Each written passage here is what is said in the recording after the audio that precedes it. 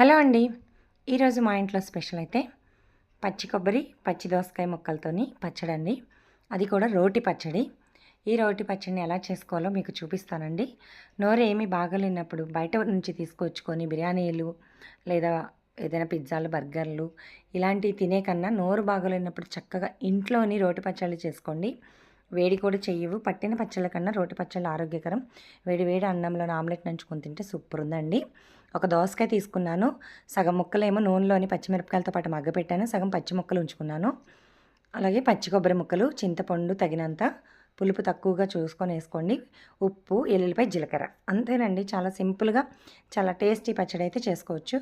ముందుగా రోట్లో కొబ్బరి, పచ్చిమిరపకాయలు, చింతపండు, కల్లుప్పు వేసి కచ్చా పచ్చగా దంచుకోండి. టైం ఉన్నప్పుడు చేసుకోండి రోటి పచ్చళ్ళు. వాటిని మర్చిపోవద్దు. నాకైతే రోటి పచ్చళ్ళు లేకుండా అసలు ముద్దే దిగదు. ఖచ్చితంగా ఏదో ఒక పచ్చడి చేస్తూనే ఉంటాను. ఎల్లుల్లిపాయలు, జీలకర్ర వేసి దంచుకోండి. దాని తర్వాత మగ్గపెట్టిన దోసకాయ ముక్కలు వేసి మెత్తగా నలపండి. అవి కూడా నలిగిన తర్వాత పచ్చి ముక్కలు వేసి పైపైన కచ్చా పచ్చగా నలిపి తాలింపు పెట్టుకోండి. సూపర్ ఉంటుంది.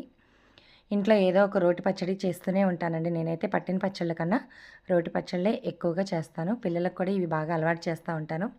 అవి మన పాతకాలపు అన్నీ మర్చిపోవద్దండి పద్ధతులు. చాలా హెల్తీగా ఉంటాయి అవైతే.